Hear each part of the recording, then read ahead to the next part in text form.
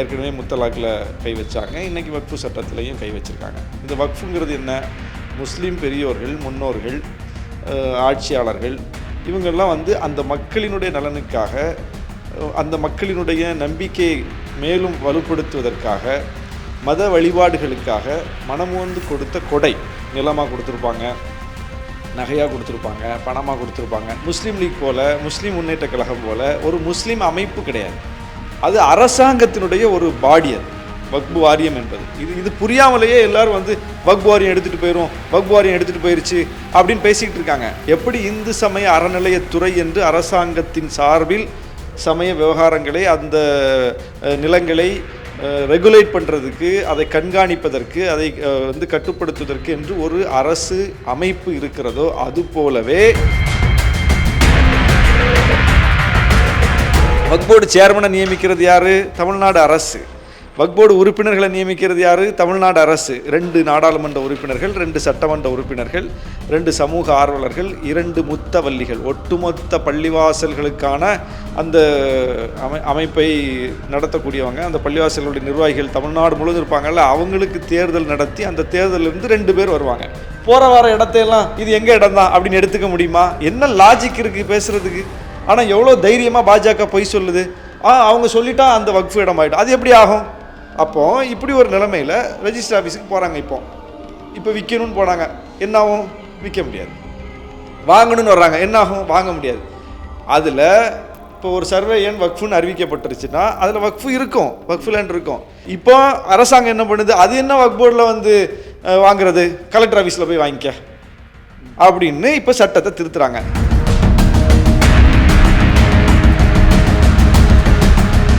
பலகட்ட எதிர்ப்புகளுக்கு மத்தியில் இந்த வக்ஃபு வாரிய சட்டத்திருத்த மசோதா நாடாளுமன்றத்தில் நிறைவேறுது. நள்ளிரவு 2 மணி அளவில் அதை நிறைவேற்றுறாங்க.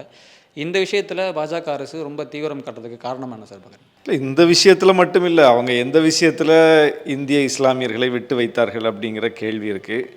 அரசியலமைப்பு சட்டம் எல்லா மக்களுக்கும் எப்படி உரிமைகளை வழங்கி இருக்கிறதோ அதுபோல் இஸ்லாமியர்களுக்கும் சில உரிமைகளை வழங்கி இருக்கிறது. குறிப்பாக திருமண முறை, விவாகரத்து முறை, சொத்துக்களை பங்கிட்டு கொள்ளுகிற முறை, இதிலெல்லாம் தனிச்சட்ட உரிமைகள் வழங்கப்பட்டிருக்கிறது.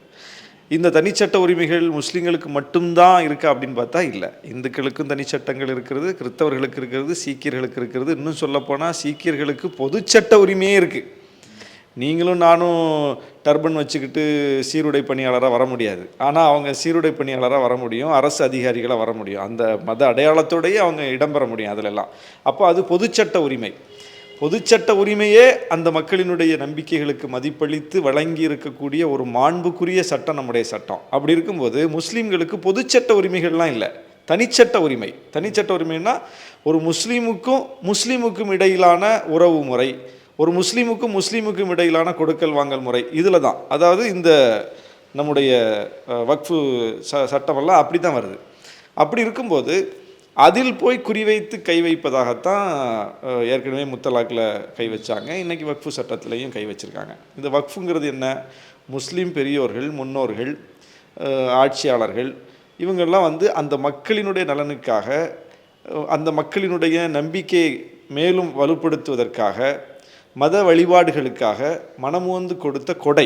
நிலமாக கொடுத்துருப்பாங்க, நகையாக கொடுத்துருப்பாங்க, பணமாக கொடுத்துருப்பாங்க. அதெல்லாம் அந்த வக்ஃபின் கீழ் வரும். அது பொது சொத்து, அது மக்களின் சொத்து. அந்த எந்த வக்ஃபு அதை நிர்வகிக்கிறதோ அந்த வக்ஃபு அதனுடைய கட்டுப்பாட்டில் இருக்கும். இந்த வக்ஃபு நாடு முழுவதும் இருக்குது, ஒவ்வொரு தனித்தனி வக்ஃபாக இருக்கும். அப்போ தனித்தனி வக்ஃபாக இருக்குது, அதன் கீழே ஒரு பிரச்சனை என்றால், அதற்கு ஒரு சிக்கல் என்றால், அதை யார் ரெகுலேட் பண்ணுறது, அதை யார் ஒழுங்குபடுத்துறது, அதில் 2 பேருக்கு இடையில் ஒரு முரண்பாடுனா அதை யார் பேசி தீர்க்கிறது? அப்போ இதற்கெல்லாம் ஒரு வடிவம் கொடுக்கணும் என்பதற்காக உருவாக்கப்பட்டது தான் வக்ஃபு வாரியம். அது முஸ்லீம் லீக் போல், முஸ்லீம் முன்னேற்ற கழகம் போல் ஒரு முஸ்லீம் அமைப்பு கிடையாது. அது அரசாங்கத்தினுடைய ஒரு பாடி. அது வக்ஃபு வாரியம் என்பது.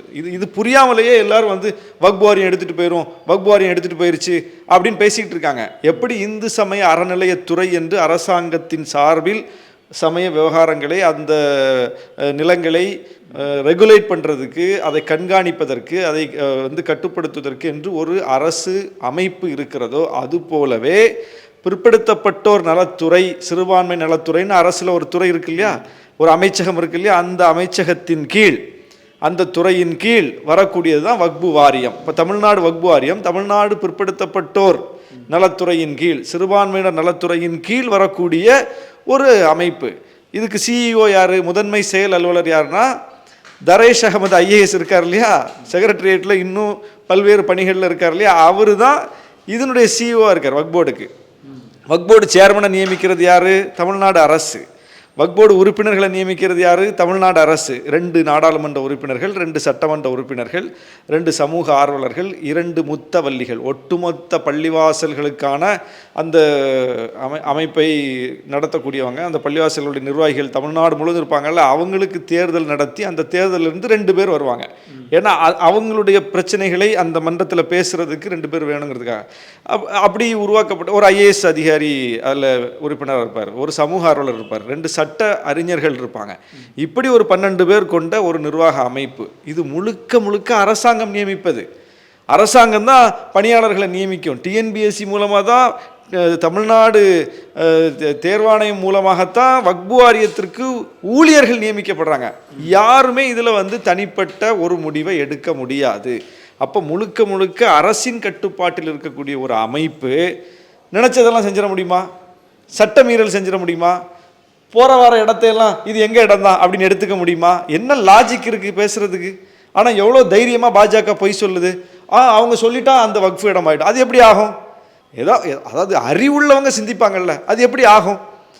அப்போ அங்கெல்லாம் ஆச்சுல, திருச்சியில் ஒரு இடத்துல ஆயிடுச்சுல, ராணிப்பேட்டத்தில் ஒரு இடத்துல ஆச்சுல அப்படின்னு ஒரு 10 கேஸ் எடுத்துகிட்டு வராங்க. அது என்ன பிரச்சனைனா, கோடான கோடி சொத்துக்கள், லட்சக்கணக்கான ஏக்கர் நிலங்கள் வக்ஃபு கட்டுப்பாட்டில் இருக்குது, வக்ஃபு இடங்களாக இருக்குது. ஆனால் அது முஸ்லீம்களுடைய கட்டுப்பாட்டில் இருக்கா, முஸ்லீம்களுக்கு அதில் பயன் கிடைக்குதா அப்படின்னு பார்த்தா இல்லை. இவ்வளோ லட்சக்கணக்கான சொத்துக்கள் இருக்குது, இவ்வளோ கோடிக்கணக்கான மதிப்புள்ள சொத்துக்கள் இருக்குது. ஆனால் முஸ்லீம்கள் வறுமையில் இருக்காங்க, முஸ்லீம்கள் வந்து கல்வி இல்லாமல் இருக்காங்க, முஸ்லீம்கள் குடிசையில் இருக்காங்க, முஸ்லீம்கள் வந்து முன்னேற்றம் இல்லாமல் இருக்காங்கங்கிற 2 நிலை இருக்கே அப்படின்னு ஒரு கேள்வி வைக்கிறாங்க. அதனால இந்த சொத்துக்கள் அப்போ யார்கிட்ட இருக்குது? சொத்துக்கள் யார்கிட்ட இருக்குது? ஆக்கிரமிப்பில் இருக்குது, கார்ப்பரேட் கையில் இருக்குது. யாரோ வச்சுக்கிட்டு இருக்காங்க. இந்துக்களும் வச்சுக்கிட்டு இருக்காங்க, கிறிஸ்தவர்களும் வச்சுட்டு இருக்காங்க, முஸ்லீம்கள், மதங்களுக்கு அப்பாற்பட்டு எல்லார் கையிலையுமே வக்ஃபு சொத்து கிடக்குது. யாரோ வாடகைதாரராக இருக்காங்க, முஸ்லீம்களும் இருக்கிறாங்க. எவ்வளோ வாடகை கொடுப்பாங்கன்னு பார்த்தா, ஒரு 30 வருஷத்துக்கு முன்னாடி, 50 வருஷத்துக்கு முன்னாடி 5 ரூபா கொடுத்துட்டு இருப்பாங்க, 10 ரூபா கொடுத்துட்டு இருப்பாங்க. இன்னைக்கு அந்த 5 ரூபா 10 ரூபான்னு கொடுத்துட்டு இருப்பாங்க. அப்போது இதை முறைப்படுத்தணும். அப்புறம் யாரோ இதை விற்றுட்டு போயிடுவாங்க. அதை பயன்பாட்டில் வச்சுக்கிட்டு இருக்கிறவங்க யாருக்கோ விற்றுட்டு போயிடுவாங்க, யாரோ அதை வாங்கி அவங்க என்ஜாய் பண்ணிட்டு இருப்பாங்க. அப்போது இப்படி ஒரு நிலை போயிட்டுருக்கு. இதை எப்படி கட்டுப்படுத்துறது, இதை எப்படி முடிவுக்கு கொண்டு வர்றது? இப்படி யாரோ இந்த வக்ஃபு சொத்தை எடுத்து விற்றுட்டு போகிறாங்களே, இப்போ காசை பார்த்துட்டு போயிடுறாங்களே, அப்போ இது பொது சொத்தில் இதை பாதுகாக்கணுமேன்னு சொல்லி ஒரு சிக்கல் வரும்போது அரசு என்ன பண்ணுது, இதை யாராவது இனி வக்ஃபு சொத்தை எடுத்துகிட்டு ரெஜிஸ்டர் ஆஃபீஸுக்கு வந்து விற்கணும்னு வந்தாலோ வாங்கணும்னு வந்தாலோ எங்களுக்கு தகவல் கொடுங்க அப்படின்னு. எப்படி தகவல் கொடுப்பாங்க ரெஜிஸ்டர் ஆஃபீஸில்? வக்ஃபு இடம்னாலே 0 வேல்யூ, விற்கவும் முடியாது வாங்கவும் முடியாதுன்னு ஒரு நெருக்கடியை, ஒரு செக் பாயிண்ட்டை அரசு வைக்குது. அரசு தான் வைக்குது. இதை நீங்கள் புரியணும். இதை யார் வைக்கிறா? இது யார் வைக்க முடியும்? வக்ஃப் போர்டு போய் இந்த ரெஜிஸ்டர் ஆஃபீஸில் நான் சொல்லிட்டேன் உடனே ரெஜிஸ்டர் ஆஃபீஸில் கேட்டுருவாங்களா? அப்போ அரசு தான் அந்த செக் பாயிண்ட்டை வைக்குது. ஏன்னா வக்ஃப் போர்டு என்பது ஒரு அரசு நிறுவனம், வக்ஃப் போர்டின் வழியாக ரெஜிஸ்டர் ஆஃபீஸுக்கு சொல்லுது. அப்போது இப்படி ஒரு நிலைமையில் ரெஜிஸ்டர் ஆஃபீஸுக்கு போகிறாங்க. இப்போ விற்கணும்னு போனாங்க, என்னாகும்? விற்க முடியாது. வாங்கணும்னு வர்றாங்க, என்னாகும்? வாங்க முடியாது. அதில் இப்போ ஒரு சர்வே எண் வக்ஃபுன்னு அறிவிக்கப்பட்டுருச்சுன்னா அதில் வக்ஃபு இருக்கும், வக்ஃபு லேண்ட் இருக்கும். அதே சர்வே எண்ணுக்குள்ளே வக்ஃபு இல்லாதவங்க சில பேரும் இருக்க வாய்ப்பு இருக்குது. இது அங்கங்கே இருக்கும் இல்லையா? ஏன்னா ஒரு பெரிய முடிவு எடுக்கும்போது இப்படி ஒரு சில இடங்களில் அந்த சர்வேயில் இருக்கக்கூடிய அந்த வக்ஃபு இடம் இல்லாத மக்களும் இருப்பாங்க, அவங்க பயன்பாட்டில் உள்ளது இருக்கும். அவங்க என்ன பண்ணுறாங்க, என்ன வக்ஃபு இடம்னு சொல்லிட்டீங்க, நாங்கள் விற்க முடியல வாங்க முடியல அப்படின்னு சொல்லிட்டு வக்ஃப் போர்டுக்கு வருவாங்க. அப்போ என்ன சொல்கிறாங்க, உங்கள் இடம்ங்கிறதுக்கான சான்றை காட்டிட்டு ஒரு என்ஓசி வாங்கிட்டு போயிடுங்க. இதுதான் விஷயம். இப்போ அரசாங்கம் என்ன பண்ணுது, அது என்ன வக்ஃப் போர்டில் வந்து வாங்குறது, கலெக்டர் ஆஃபீஸில் போய் வாங்கிக்க அப்படின்னு இப்போ சட்டத்தை திருத்துறாங்க. இப்போ எப்படியும் என்ஓசி வாங்கி தான் ஆகணும். எங்கே போகணும்? வக்ஃப் போர்டுக்கு வர்றதுக்கு பதிலாக கலெக்டர் ஆஃபீஸ்க்கு போகணும். இப்போ வக்ஃப் போர்டுக்கு போனால் பணம் கொடுக்க வேண்டியிருக்கு, முறைகேடு இருக்குது. கலெக்டர் ஆஃபீஸ் போனால் எல்லாம் சரியாக இருக்கா? ரெவென்யூ ஆஃபீஸுக்கு போனால் எல்லாம் சரியாக இருக்கா? அப்போது சரியாக இல்லைங்கிறதுக்காக சட்டத்தை திருத்துவீங்களா? சரியா இல்லைன்னா என்ன செய்யணும்? அந்த அமைப்பை தானே திருத்தணும், அந்த நிர்வாக அமைப்பை சீர்படுத்தணும். அப்படி தானே செய்கிறோம் எல்லாத்துலேயும். ஒரு கலெக்டர் ஆஃபீஸில் நிர்வாக ஒழுங்கீனம் இருக்குது, லஞ்சம் வாங்குறாங்கன்னா லஞ்ச ஒழிப்புத்துறை போய் அதை சீர்திருத்த பார்க்குதா, அல்லது கலெக்டர் ஆஃபீஸே வேணாம் அப்படின்னு சட்டத்திலேருந்து அதை தூக்கிடுறோமா? சார் இதில் தான் அவங்க என்ன ஒரு விஷயம் சொல்கிறாங்க, இருக்கிற முறைகேடுகளை களையணும், வெளிப்படைத்தன்மையாக இருக்கணும் அப்படி தான் கொண்டு வரும். அது போக அதில் வர இஸ்லாமியர் அல்லாத 2 உறுப்பினர்கள் வந்துட்டு அவங்களுக்கு பணி தான் செய்வாங்க, அதில் மத சம்மந்தத்தில் தலையிட மாட்டாங்க அப்படின்னு சொல்கிறாங்க. சரி, இப்போ இந்து அறநிலைத்துறையின் கட்டுப்பாட்டுக்குள்ள கோயில்கள் இருக்கு இல்லையா, இந்த கோயில்களில் கடைகள் வணிக நிறுவனங்கள்லாம் இருக்குது இல்லையா, ஹெச் ராஜா என்ன சொல்கிறாரு? அது எப்படி முஸ்லீமுக்கு கொடுக்கலாம், அது எப்படி கிறிஸ்தவர் அங்கே கடை வச்சுக்கலாம், அதில் இந்து தான் கடை வைக்கணும்னு பிஜேபி சொல்லுதா இல்லையா? அது வழிபாடா நிர்வாகமா? நிர்வாகம் தானே.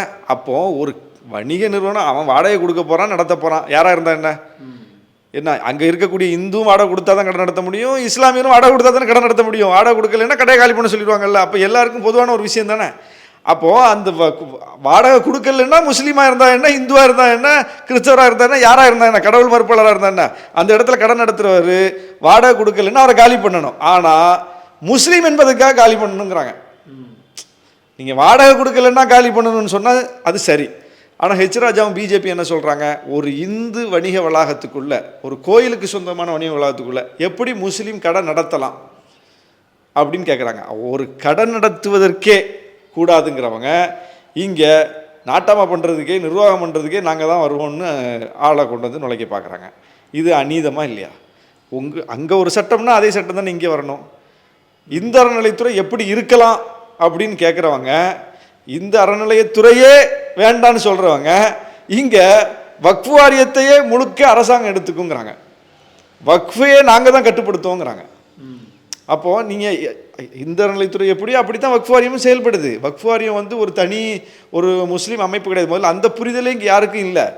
வக்ஃப் வாரியம் முழுக்க முழுக்க ஒரு அரசின் துறை, முழுக்க முழுக்க அது சென்ட்ரல் வக்ஃப் ஆக்டின் கீழே, ஒரு ஒன்றிய சட்டத்தின் கீழே இயங்கக்கூடிய அதற்கென்று தனி சட்டம். இப்போ அந்த சட்டத்தில் தானே திருத்துறாங்க. அப்போ ஒரு சட்டம் இருக்குல்ல. இது ஏதோ ஒரு தன்னிச்சையான அமைப்பு இல்லை, ஒரு தன்னிச்சையான தனி சட்டம்லாம் ஒன்றும் இல்லைல்ல. ஒரு ஒன்றிய அரசு இயற்றி இருக்கிற சட்டம். அந்த சட்டத்தை சட்டத்துக்கு கட்டுப்பட்ட அமைப்பு தான் வக்ஃப் வாரியம். அந்த வக்ஃப் வாரியத்தை நடத்துறது அரசு. அப்படி இருக்கும்போது அந்த அரசு அமைப்பு எப்படி சட்டமீறல் செய்ய முடியும்? சட்டமீறல் செய்தால் அது ஒரு தனிப்பட்ட பிழைன்னு அர்த்தம். அந்த பிழையை சரி செய்யத்தான் பார்க்கணும். ஒரு நிர்வாக பிழை அது எல்லா நிர்வாக அமைப்புலையும் இருக்குது. போலீஸ் ஸ்டேஷனில் தவறு நடக்கு இல்லையா, நீதிமன்றங்களில் தவறு நடக்கு இல்லையா, கீழமை நீதிமன்றங்களே ரொம்ப மோசமாக இருக்குன்னு உச்ச நீதிமன்றமே, உயர் நீதிமன்றமே எவ்வளோ தீர்ப்புகளில் சொல்லியிருக்காங்க. கீழமை நீதிமன்றங்களை பூரா கலைச்சிட்டாங்களா? சரி, உச்ச நீதிமன்றத்தில் இப்போ ஒரு நீதிபதி வீட்டில் கோடிக்கணக்கான பணம் கைப்பற்றினாங்களே, என்ன நீங்கள் செய்ய போகிறீங்க? நீதிமன்றத்தை கலைச்சிட போகிறீங்களா? அப்போது ஒரு இடத்தில் பிழை என்றால் உடனே அதற்கென்று இருக்கக்கூடிய விசாரணை அமைப்புகள் போய் அதை விசாரிக்கும், அவங்களுக்கு தண்டனை வாங்கி கொடுக்கும். அதை தானே நம்ம பார்த்துக்கிட்டு வர்றோம்.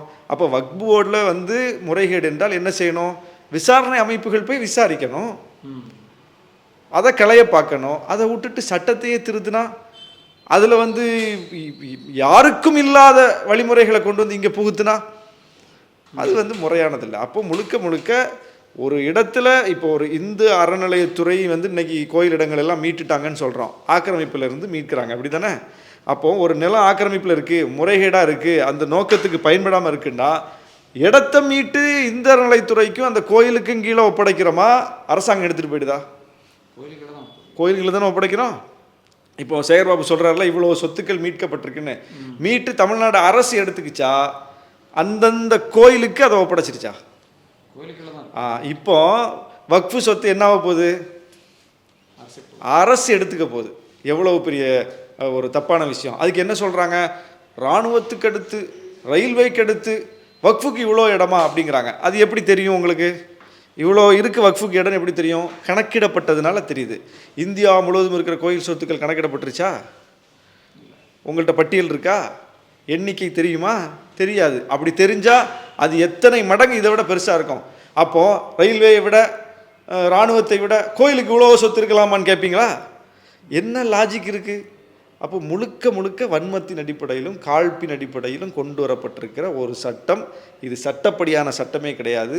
அதனால தான் அவங்க எதிர்க்கட்சிகளின் சார்பில், கூட்டுக்குழுவில் இடம்பெற்ற எதிர்க்கட்சிகளின் சார்பில் வைக்கப்பட்ட எந்த ஒரு முன்மொழிவையும் ஏற்றுக்கலாம். அவங்க முழுக்க ரிஜெக்ட் பண்ணிவிட்டு அவங்க கொடுத்த முன்மொழிவை ஏற்றுக்கிறாங்க. நாடு முழுவதும் பயணித்து அவங்க தரப்பு கொடுத்த கருத்துக்களை உள்வாங்கி சட்டத்தில் சேர்த்துருக்காங்க. இந்த சட்டத்தை திருத்தணுங்கிறதுக்கே அவங்க ஒரு டிராஃப்ட் பண்ணியிருப்பாங்க.